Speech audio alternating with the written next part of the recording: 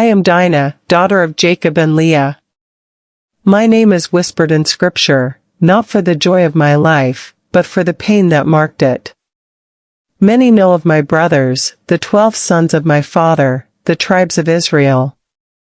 Few remember me, the only daughter mentioned.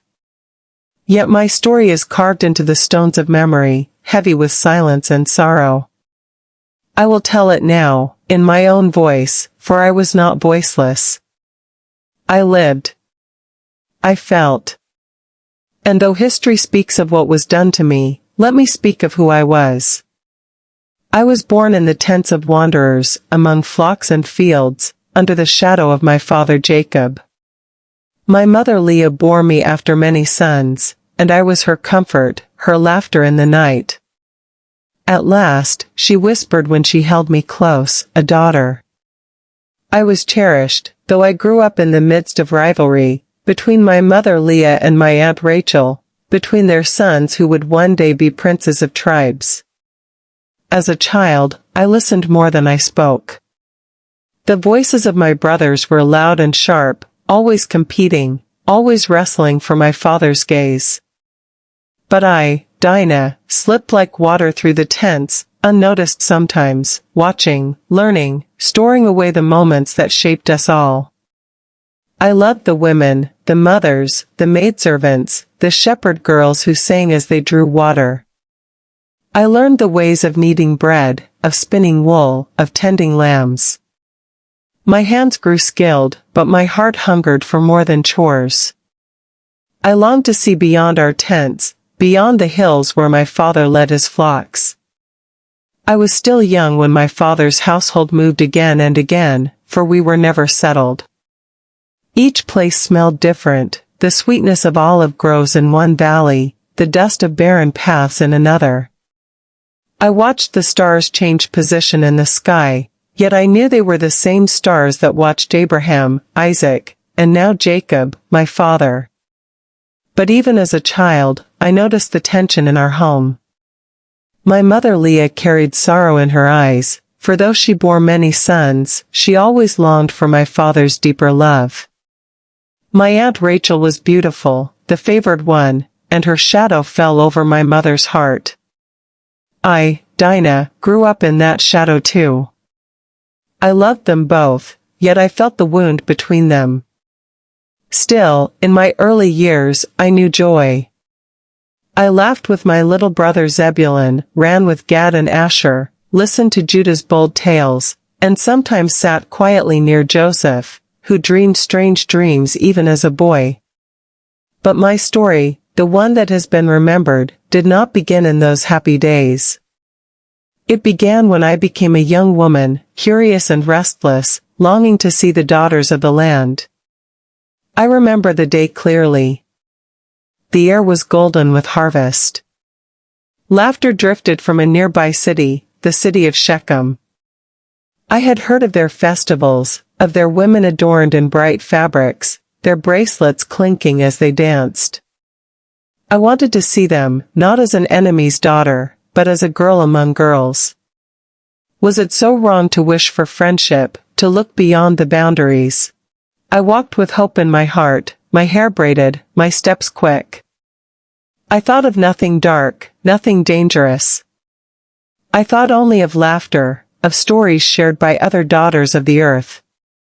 But Shechem, the son of Hamor, saw me. And from that moment, my life was never the same. I was no longer a child when that restlessness grew in me. I had seen much of our household life, but my heart stirred when I thought of the women beyond our camp. My brothers lived boldly, roaming fields, watching the flocks, speaking with men from nearby lands without hesitation. But I, as a daughter, was expected to stay close, to work, to keep within the circle of women. My world was the hum of spinning wheels, the rhythm of pounding grain, the quiet laughter of my mother's tent. And yet, a voice within me whispered, "There is more. Look outward, Dinah." It began as curiosity, innocent and small. When traders passed near our camp, I strained to hear the songs of their women. I wondered about their earrings, their painted fabrics, their anklets that jingled as they walked. I imagined myself speaking with them, sharing secrets, learning their ways. But in the evenings, as I watched the firelight dance on my mother's weary face, I hesitated to ask. Leah was strong, but her spirit bore the weight of being less loved. Would she think me ungrateful if I longed for what lay beyond her arms? Still, my thoughts wandered. I remember one evening, sitting beside my father's tents, weaving cloth. My brother Simeon strode past, loud with confidence. He laughed with Levi about the strength of their hands, the sharpness of their spears. Their voices carried, full of pride. We will never bow to these people of the land, Levi said. We are sons of Jacob, chosen of the God of Abraham. I lowered my gaze, my fingers tangled in the threads. A strange feeling filled me, pride in my brothers, yes, but also a distance. For what of me, the daughter? Could I not walk among the people of the land as a friend, not a conqueror? The city of Shechem drew my thoughts more and more. From afar, I saw their women carrying jars of water, their laughter bright in the air. I saw their marketplaces alive with color, their daughters gathering like flocks of birds. They looked free, moving in groups, speaking boldly, not hidden away. One morning, as the sun broke gold over the hills, I decided I would go and see them for myself. I told no one. Not my mother, not my brothers, not even my cousin Zilpah's daughter who often worked beside me. I only wrapped my shawl, braided my hair, and stepped away while the household busied itself with the morning tasks. The path to the city was not far. My heart beat quickly as I walked, each step both frightening and thrilling. The air smelled of earth and ripening figs. Birds wheeled overhead, free as I longed to be. When I reached the outskirts of Shechem, I slowed. The sounds of the city reached me, laughter, hammers striking, donkeys braying, children running. And then I saw them, the daughters of the land. They walked together in twos and threes, their garments bright, their voices light. I lingered at a distance, shy, yet full of wonder. One girl glanced at me. She smiled, a quick, curious smile. My heart leapt. I wanted to step closer, to say, I am Dinah, daughter of Jacob. But before I could move, another sound filled the air, shouts, strong footsteps. Then he saw me. Shechem, son of Hammer, prince of the land. His eyes locked on me, burning with something I could not name. I froze, caught like a lamb beneath a predator's gaze. My heart pounded, but my feet would not move. He came swiftly, his face both eager and fierce. Before I could speak, his hands were upon me. His grip was strong, unyielding. He led me from the sight of the women, his words a blur, his intentions sharp. Fear filled me, cold and sharp as iron. I cried out, but his power silenced me. The earth beneath me was hard, the sky above a stranger. I, Dinah, daughter of Jacob, was no longer free. When it was done, I lay still, my spirit crushed. Yet Shechem looked at me not with guilt, but with longing. His voice softened, his eyes strange with desire. He spoke of love, of marriage, of keeping me as his own. But to me, his words were chains. I was Dinah, and I was no longer the same. The world around me blurred, as though the sun itself had dimmed. My body was present, but my spirit seemed far away, drifting like smoke after a fire. I felt the ground under me, the roughness of the earth, yet it no longer felt like my own world. I wanted to rise, to run, to scream, but my voice betrayed me. My strength was gone, stolen in a moment. Shechem knelt near me, his face strangely tender, though his hands had just been cruel. He spoke as though I belonged to him, as though what he had taken gave him the right to claim me. "I will keep you," he said. "You are mine now. I will make you my wife." Wife.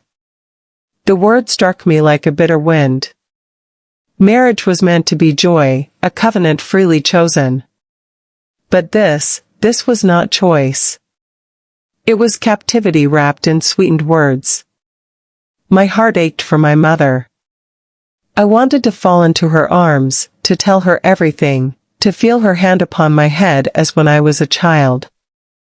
I wanted my father's protection, the shield of his name, the safety of my brother's strength.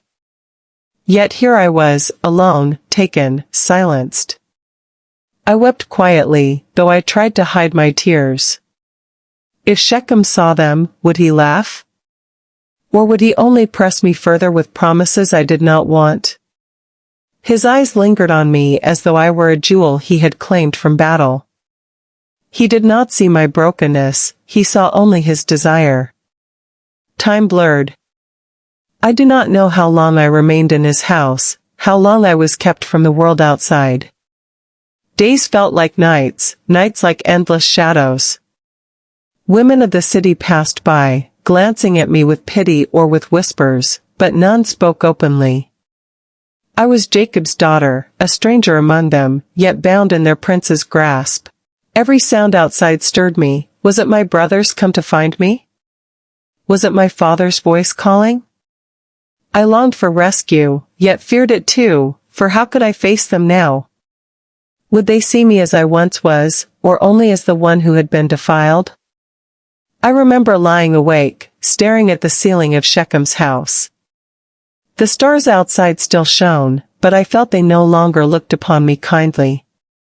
My prayers were whispers in the dark. God of my fathers, do you see me? Do you know what has happened to me? Will you leave me in this place? And then I heard voices, men's voices. Urgent. Angry. My heart leapt and trembled at once. For I knew, word had reached my family. And my brothers were coming. The sound of footsteps grew louder, closer, like a storm gathering at the edge of the sky. I sat still, my breath caught in my throat, my heart pounding so loudly I thought it might betray me. Then I heard them, my brothers. Their voices carried that fire I had always known, but now it was sharper, edged with fury. I could not see them yet, but I felt the weight of their anger pressing through the walls. Simeon's voice rang out first, deep and fierce. Where is she? Where is Dinah, our sister? Levi's words followed, quick and burning, bring her out. You have no right to her. Shechem's face changed. The pride that had filled him faltered for the first time. He rose swiftly, but not in shame, in defiance. He looked at me, then at the doorway, as if deciding how to face the storm. I trembled, caught between terror and relief. My brothers had come. My family had not forgotten me. But what would they see when they looked at me now?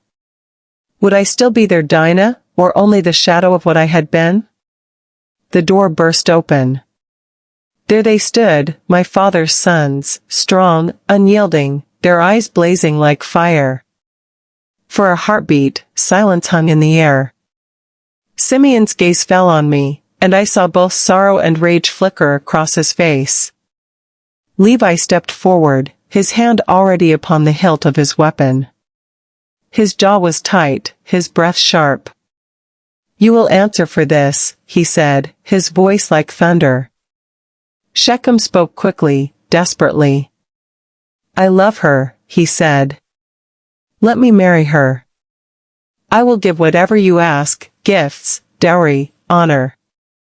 Only let her be mine. His words hung heavy in the air. My brothers did not strike him then, though I saw their hands itch for it.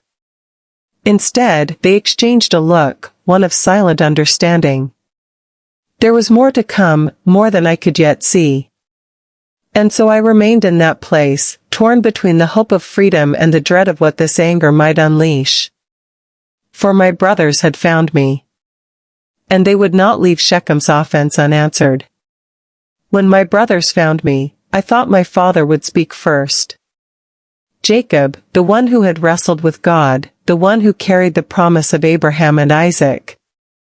Surely his voice would rise, strong and protective, for I was his daughter. But he was silent. I searched his face when he entered Shechem's house.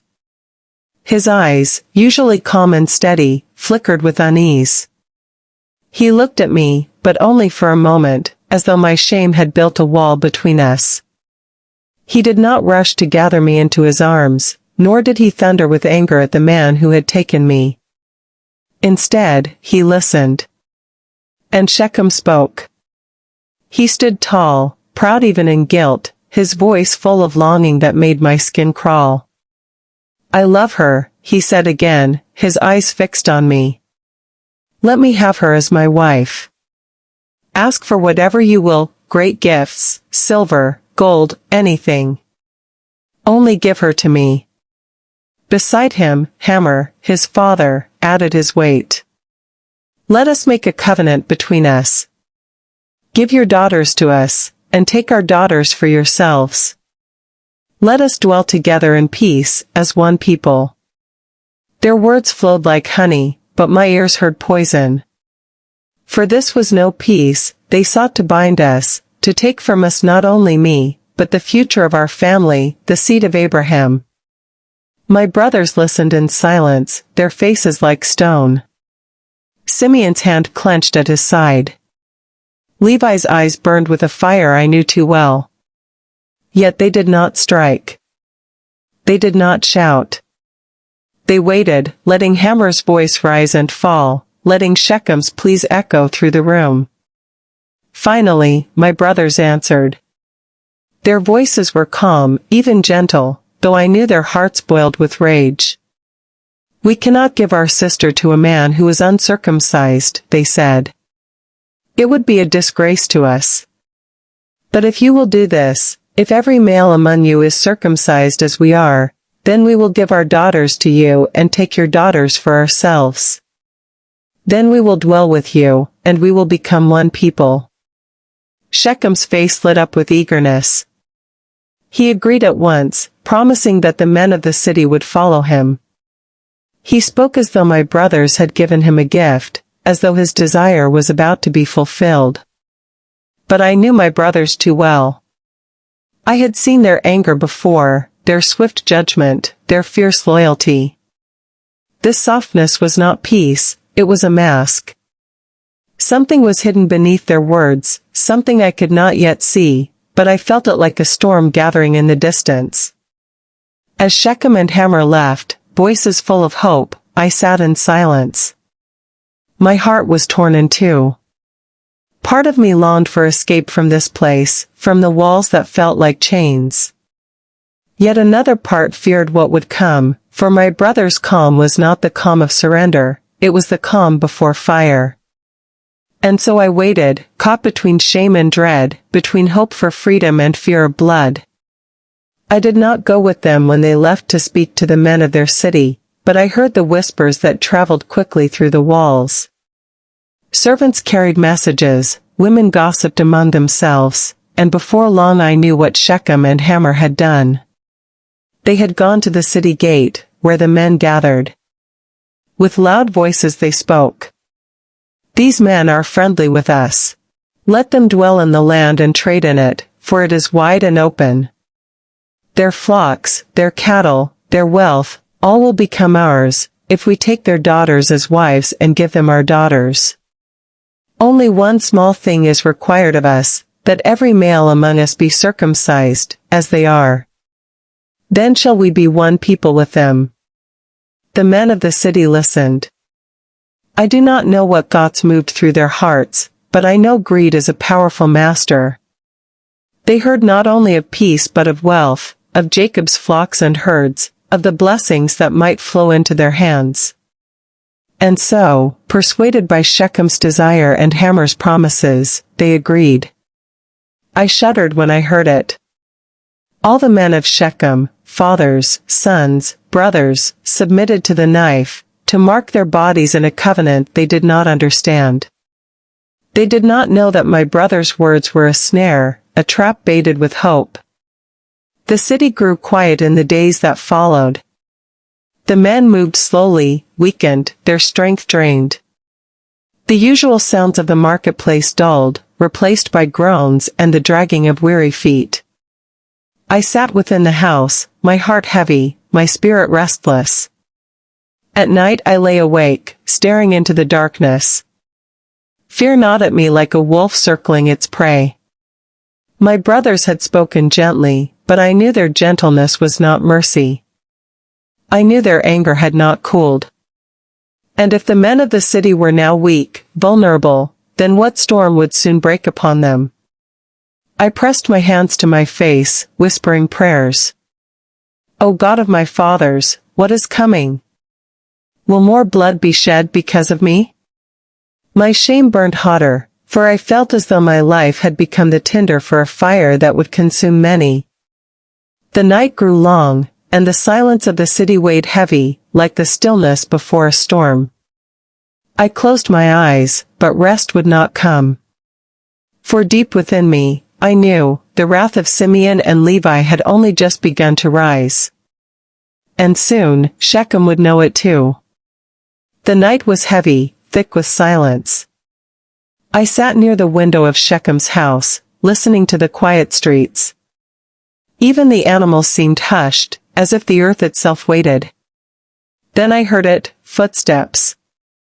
Quick, purposeful, not the weary shuffle of wounded men, but the stride of those who come to strike. My heart knew before my eyes could see, my brothers had come. Simeon and Levi. The sound of swords unsheathing broke the stillness like lightning splits the sky. Shouts followed, sharp, piercing cries. I rushed to the doorway, but my legs trembled beneath me. The city had awakened to death.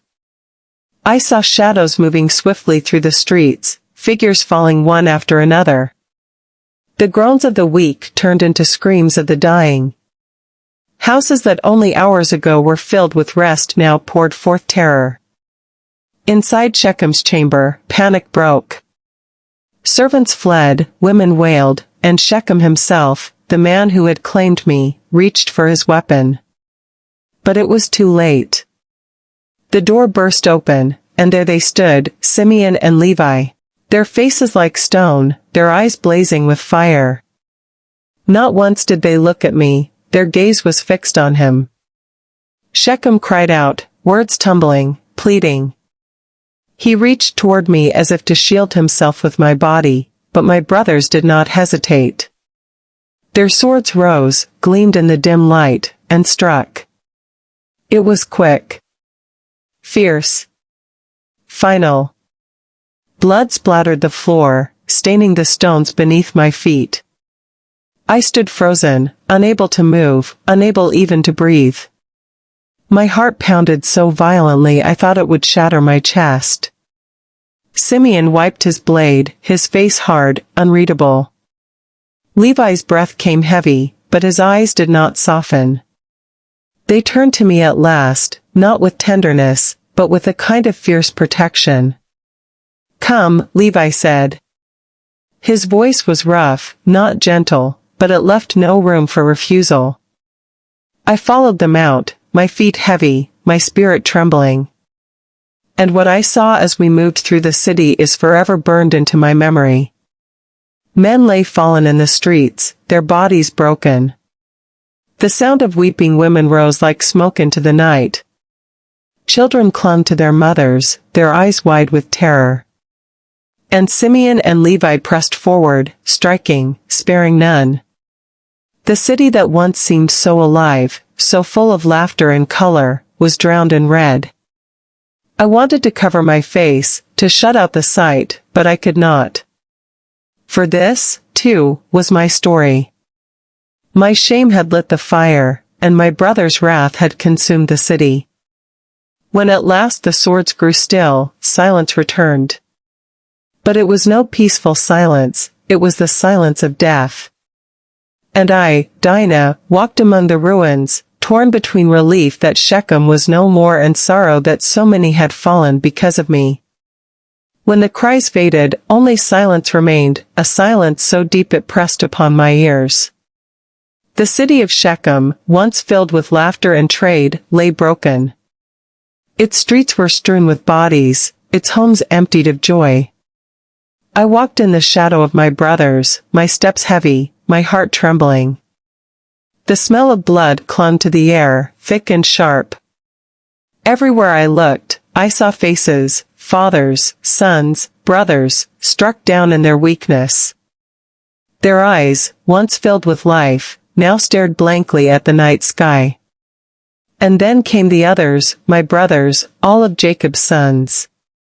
They poured into the city like a river, not with swords raised in wrath, but with hands eager to gather. They entered the houses, took what pleased them, flocks, herds, wealth, garments, ornaments. Women were led out weeping, children clung to them in terror. The goods of Shechem were carried away, stripped bare in a single night. I followed, silent, numb. My feet touched the same stones where Shechem had first looked upon me. But now his voice was gone, his house broken, his name stained with death. I should have felt free. Yet freedom tasted bitter on my tongue. For though Shechem was no more, though the house of Hamor lay in ruins, my spirit bore a weight that could not be lifted by vengeance. When we reached our camp, Jacob at last spoke. His voice trembled, not with comfort for me, nor with thanks that his daughter was returned, but with anger at Simeon and Levi. "You have brought trouble upon me," he said, his face drawn, his eyes weary. "You have made me a stench to the Canaanites and the Perizzites. I am few in number. If they join forces against me, they will destroy me, I and my household." His words pierced me like thorns. For in that moment, I heard not a father mourning what had befallen his daughter, but a leader fearing for his safety. I lowered my eyes, my heart sinking deeper. Simeon and Levi answered him, their voices sharp, unyielding. Should he treat our sister as a harlot? Silence followed. I stood between them all, my father who feared the nations, my brothers who burned with vengeance, and myself, a woman caught in the storm of men's decisions. None asked how I felt. None asked what remained of me. I was home again, but I was not the same Dinah who had left to see the daughters of the land. That girl was gone, lost in Shechem's house, buried beneath swords and silence. And so the days that followed felt heavy, shadowed. My brothers went on with their herds, my father with his journeys, but I walked quietly, carrying within me the unspoken weight of Shechem. The days after Shechem passed not with peace, but with silence. No one spoke openly of what had happened.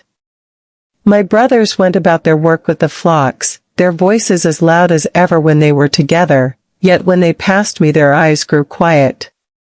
Simeon and Levi carried themselves with a strange pride, as though they had defended my honor. But their pride did not lift the heaviness in my chest. For honor, once torn, cannot be stitched back like a garment. My father spoke little to me. He did not rebuke me, but neither did he draw me near. Jacob's eyes looked past me as though I were both present and absent. I was his daughter, yes, but I was also the reminder of a wound he wished would heal unseen.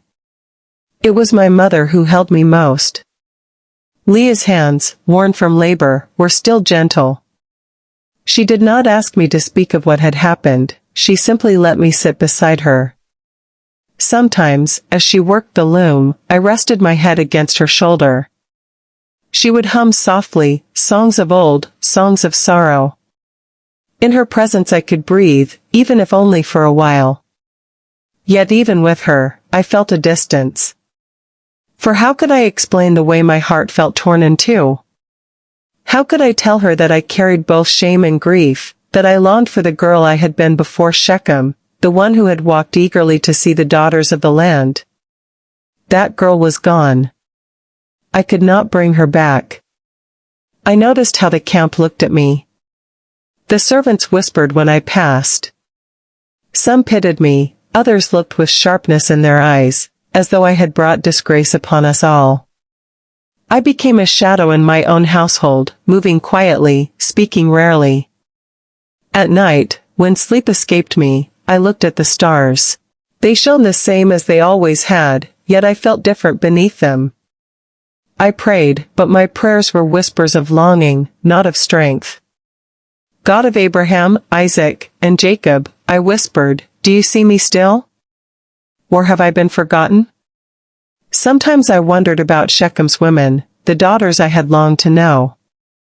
What became of them after the massacre? Did they curse my name? Did they mourn for their brothers, their fathers, their sons? I imagined their voices rising in grief, their eyes wet with sorrow. And I wondered if, had I never walked into their city, their lives might have been spared. Guilt pressed on me like a cloak I could not remove. Yet life went on. The flocks moved, the tents were struck and raised again, my brothers quarreled and laughed as before. To them, Shechem was finished, a matter of vengeance settled. To me, it was a wound that never closed. I carried it in silence. And in that silence, I began to change. I was no longer only the daughter of Jacob, no longer only the sister of Simeon, Levi, or Joseph. I was Dinah, the woman marked by sorrow, yet still searching for a voice of her own. Life did not end with Shechem, though it felt to me as though a part of my soul had been buried there. The days moved forward, carrying us all, whether we wished it or not. My father, Jacob, rose one morning with a new urgency. He gathered us together and spoke of Bethel, the place where he had seen the vision of the ladder, the place where God had promised to be with him. We must go up to Bethel, he said, and make an altar there to the God who answered me in the day of my distress and has been with me wherever I have gone. So the household was made ready. My brothers collected idols from the servants and the foreign women they had taken from Shechem. My father buried them beneath the oak near Shechem's ruins, a silent act of cleansing.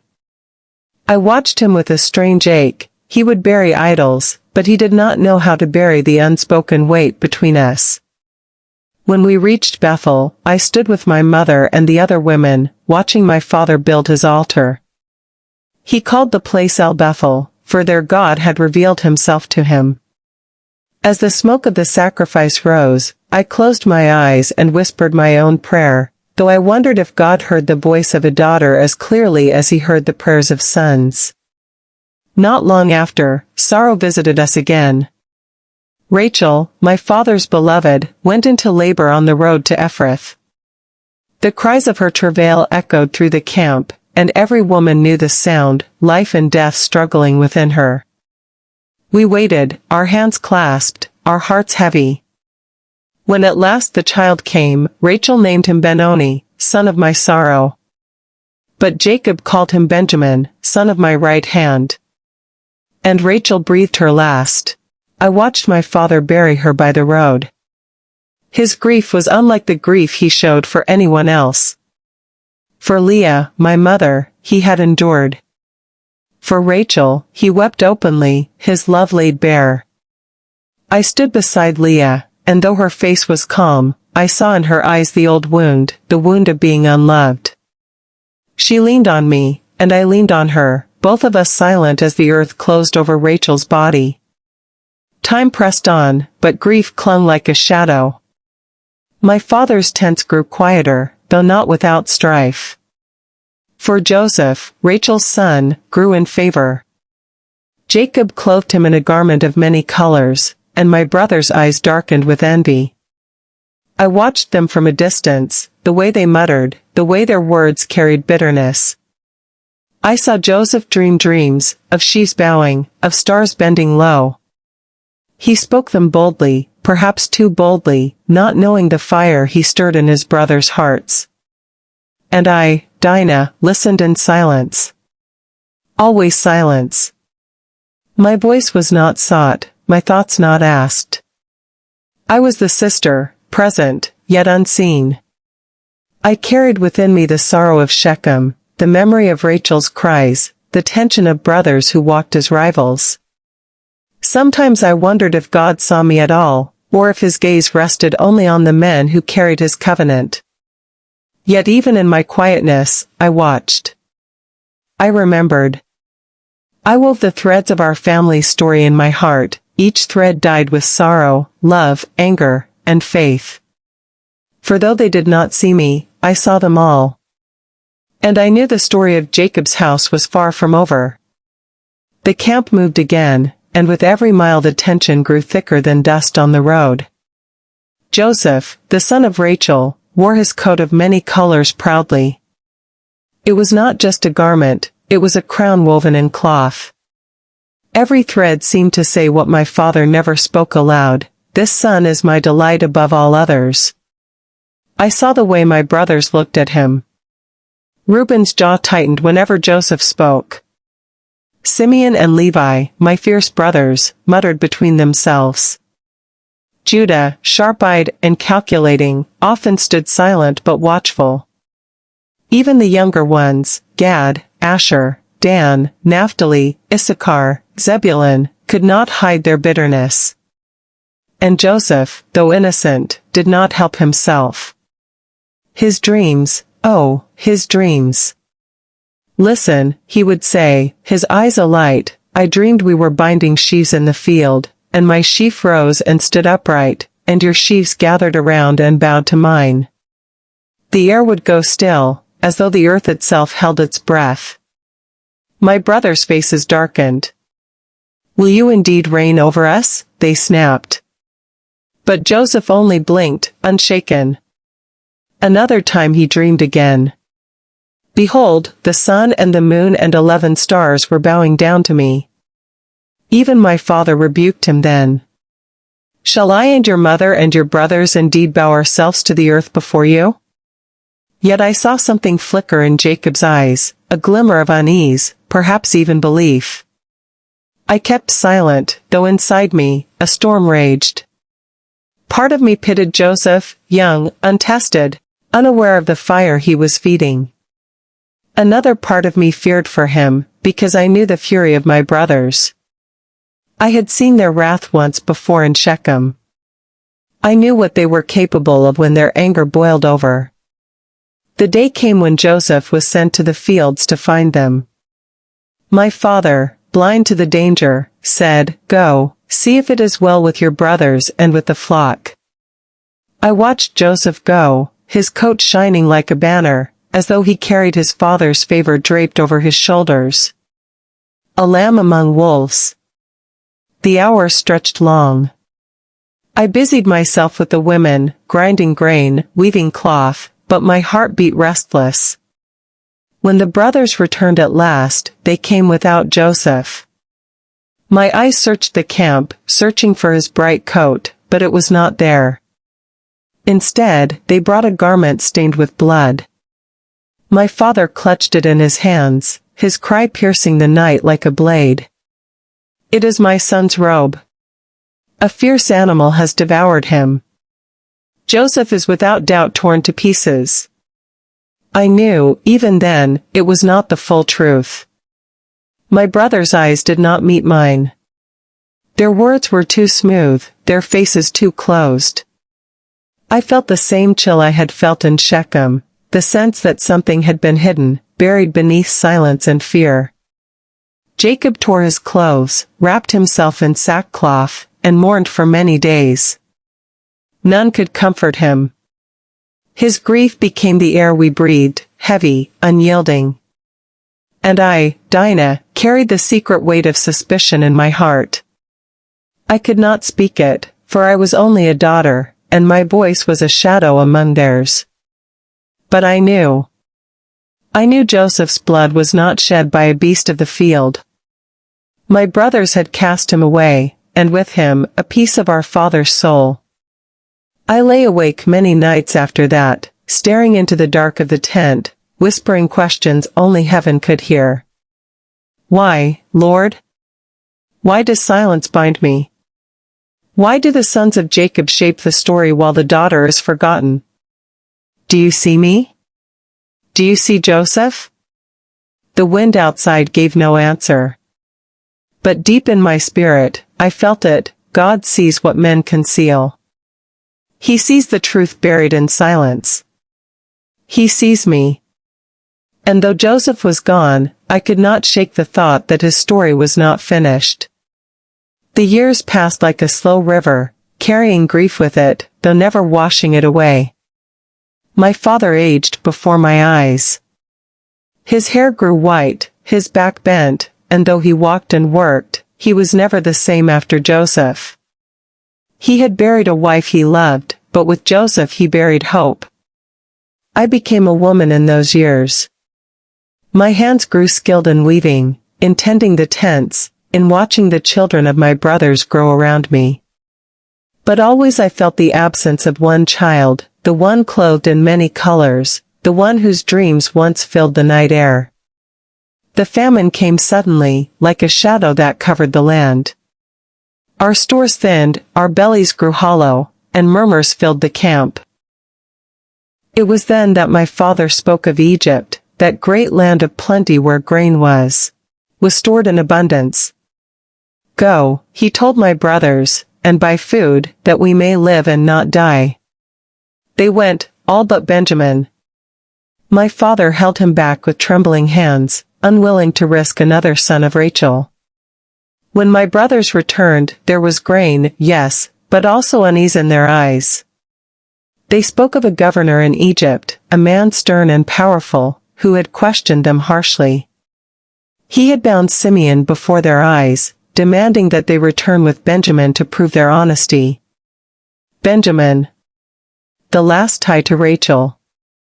My father's heart quaked at the thought. You would take him from me also? He cried. Joseph is gone, and Simeon is no more, and now you would take Benjamin? All this has come against me.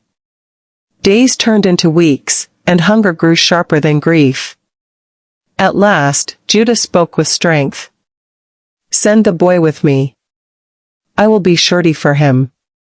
If I do not bring him back, let me bear the blame forever. I watched Benjamin go, my heart a storm of fear. Would I lose him too, as I had lost Joseph? When they returned, their faces were changed. They carried food, yes, but also a secret, like a fire smoldering behind their eyes. My father looked from one to the other, sensing something, but they said little. It was only later, when word spread through the camp, that the truth came crashing upon us like thunder. Joseph lived. Joseph, the brother we mourned, the son my father thought devoured, was alive, in Egypt, no longer a dreamer clothed in colors but a ruler clothed in power. When I first heard it, my knees weakened beneath me. I pressed a hand to my chest, as though my heart might leap from it. Could it be? Could the boy with visions, the boy whose voice I still heard in memory, truly have survived all these years? My father at first would not believe. His grief had hardened into stone, and stones do not shift easily. But when he saw the wagons sent from Egypt, laden with goods, his spirit revived. His old eyes glistened with tears, and for the first time in years, a light returned to his face. It is enough, he whispered. Joseph my son is still alive. I will go and see him before I die. The camp erupted in preparation. Tents were struck, belongings gathered, children lifted onto camels. We were no longer wanderers bound to hunger, but a family summoned to a strange and wondrous reunion. And I, Dinah, stood at the edge of it all, my heart torn between joy and wonder. Joseph was alive. My brother lived. The boy who dreamed of stars bowing was now the one to whom nations bowed. But would he remember me? Would he see in me more than the silent sister who had watched from the shadows? I prayed he would. For though men forget daughters, I longed to be remembered by the brother who had once been cast away. The road to Egypt felt unlike any road we had ever walked. We were not wanderers now, nor shepherds searching for pasture. We were a caravan, heavy with wagons Joseph had sent, carrying provisions enough to silence hunger. I rode beside my mother Leah, her face calm though her eyes seemed far away. Around us the children of my brothers laughed, unaware of the strangeness of our journey. Behind us came the flocks, guarded by men who looked forward and seldom back. But my father, his face was transformed. The man who had once wrapped himself in sackcloth and refused comfort now walked with a strength I had not seen in years. His voice carried as he called to us, urging the camp onward. "We go to see Joseph, my son. My son who lives." When we came to Beersheba, my father stopped.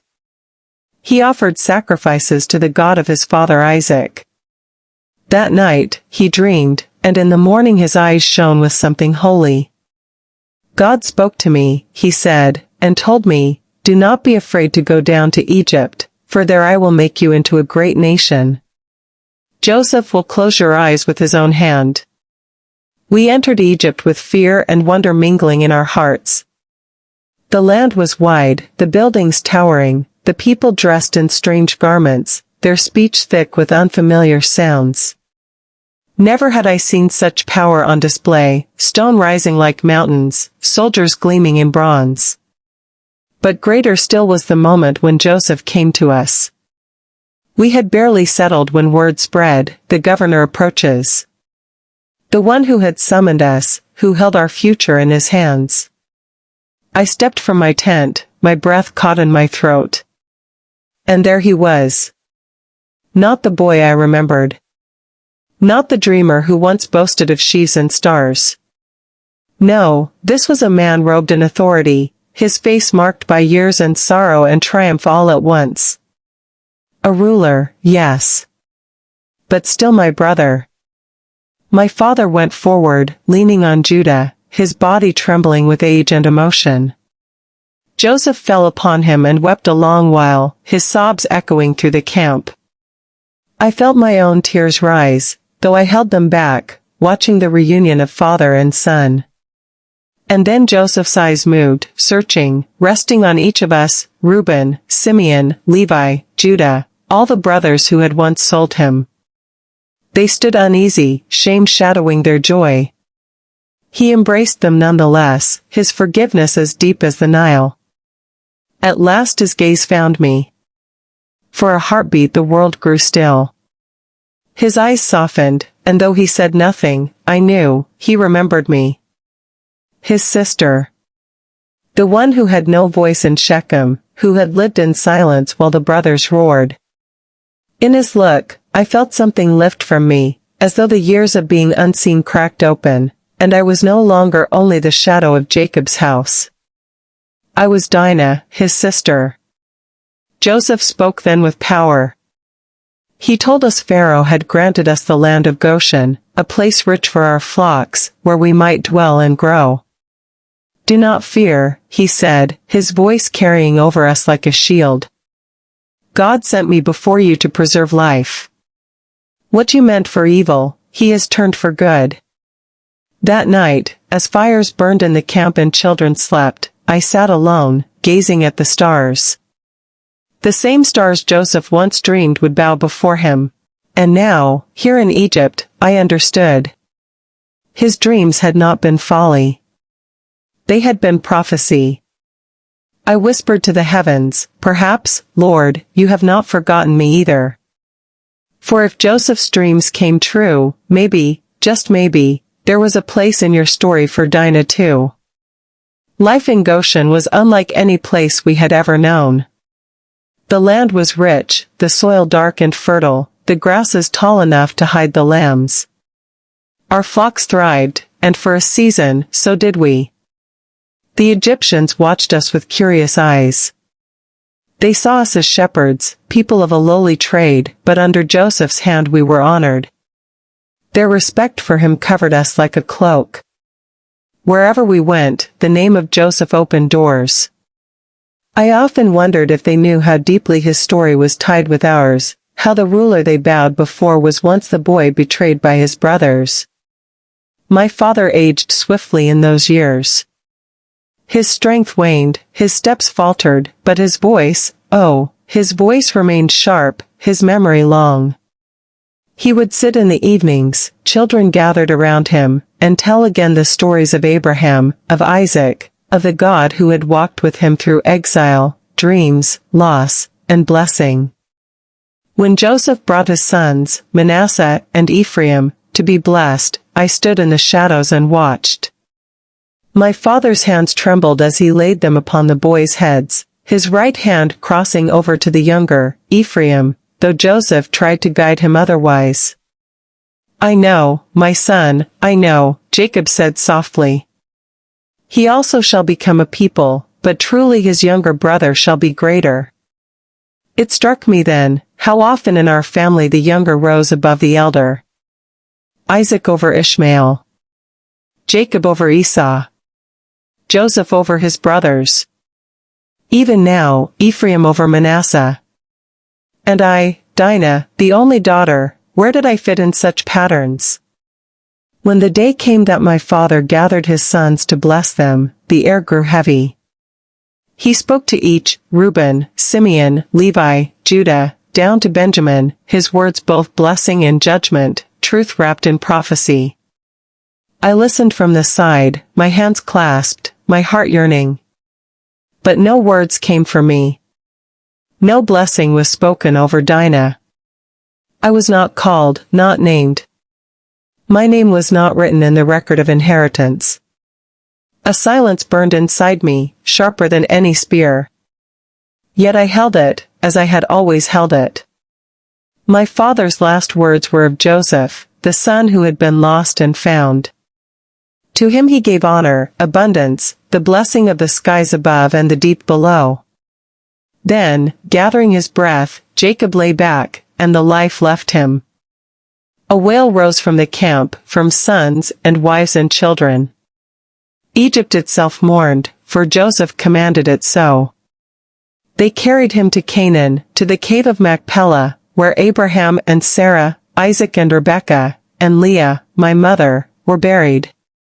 Rachel was not there, she lay by the road, alone. I often wondered if my father, even in death, looked toward her grave. We returned to Egypt, but something had shifted. My father was gone, and with him, the last cord that bound us fully to the land of promise. We were strangers now in Egypt, our flocks grazing foreign fields, our roots shallow in foreign soil. I walked among my brothers, watching them whisper, fear in their voices. Perhaps Joseph will hate us now.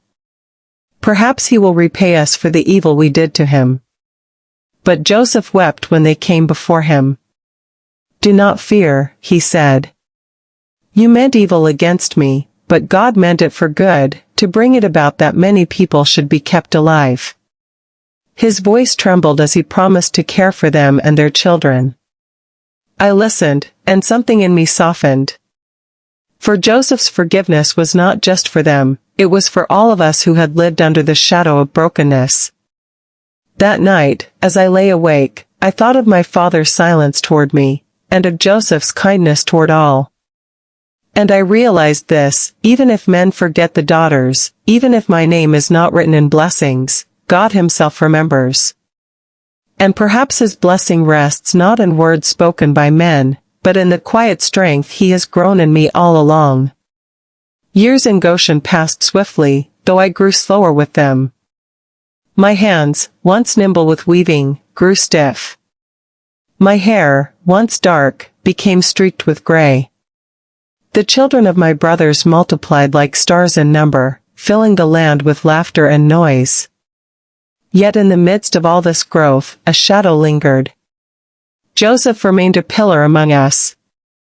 His presence was like a wall of protection, holding back every fear of Egypt. Whenever famine threatened, whenever whispers of envy arose, Joseph's name silenced them. The Egyptians bowed to him, honored him, and for his sake, we were left in peace. I often watched him from a distance, the boy I had once known, now a man whose wisdom even Pharaoh respected. Yet beneath the robes of power, I sometimes glimpsed the same Joseph who had dreamed of sheaves and stars, the brother who once told us of visions we could not understand. But even pillars grow old.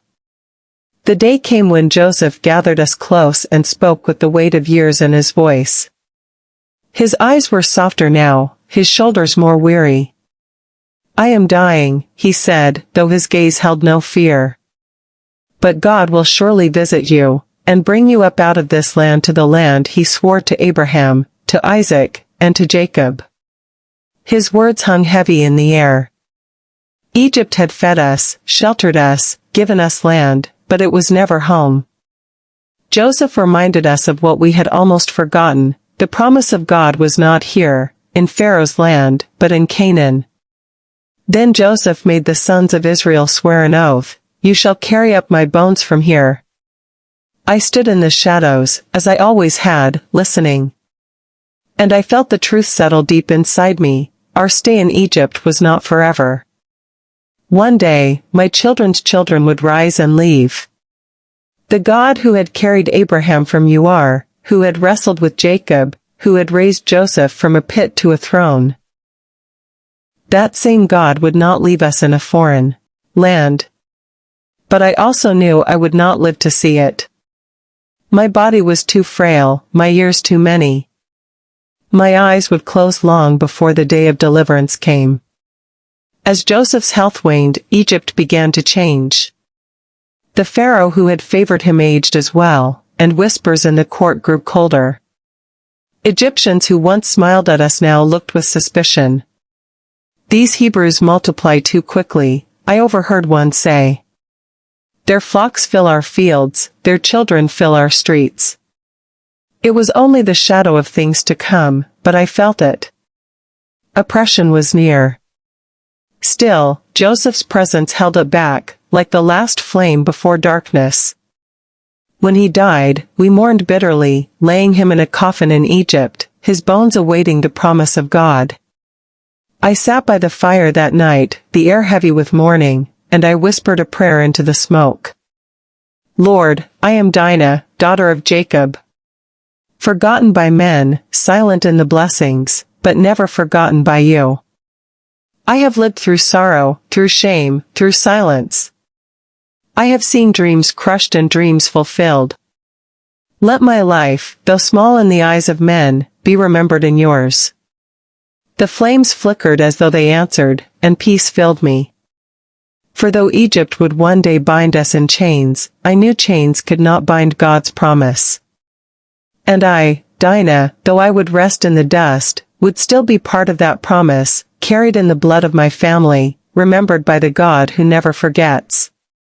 I feel the weight of years upon me now. My bones ache, my steps falter, and I know my time is near. The children and grandchildren of my brothers run about the camp, their laughter rising like birdsong, but I sit in quiet, watching, remembering. I was born into a story greater than myself, the daughter of Jacob, granddaughter of Isaac, descendant of Abraham. Yet so often I felt unseen, as though the promises passed over me like a river flowing around a stone. My brothers were counted, named, blessed.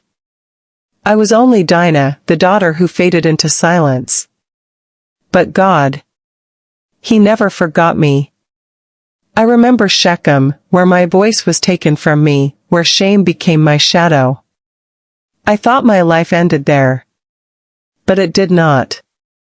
The God who sees in secret carried me even when no man spoke my name with kindness. I remember Bethel, when my father built his altar, and I whispered prayers no one heard but him. He heard. I know now he did. I remember Rachel's cries as she brought forth Benjamin, and the tears my father shed when he buried her. I remember Joseph's robe torn and bloodied, and the hollow sound of grief that shook our camp. I remember the famine, the journey, the shock of seeing Joseph alive, clothed not in colors but in glory. I remember my father's last blessing, the words he spoke over each son, and the silence that hung where my name should have been. For years that silence cut me like a blade. But now I see, it was not silence from God. It was silence for men. God had his own blessing for me, the strength to endure, the courage to keep faith when forgotten, the gift of seeing his hand weave even broken threads into a story of redemption. Now Joseph rests, and soon I will too. Egypt grows restless toward us, and I know bondage lies ahead for our people. Yet I do not fear. For the God who turned Joseph's pit into a throne will also turn chains into freedom. He will raise up a deliverer, and my children's children will walk out of Egypt with lifted heads. And when they go, when the night of slavery breaks into the dawn of freedom, I believe they will carry more than Joseph's bones. They will carry all of us, the unseen daughters, the silent ones, the forgotten ones, in their blood, in their memory, in the covenant that binds us still. I close my eyes now and rest in that hope. For I, Dinah, daughter of Jacob, am not forgotten. God has seen me. And that is enough. Thank you for staying with me through Dinah's untold story. Her life teaches us that even the overlooked and forgotten are precious in God's eyes. If this story touched your heart, please give this video a thumbs up, share it with your friends and family, and don't forget to subscribe for more hidden stories of the Bible. Together, let's keep uncovering the voices history tried to silence. God bless you.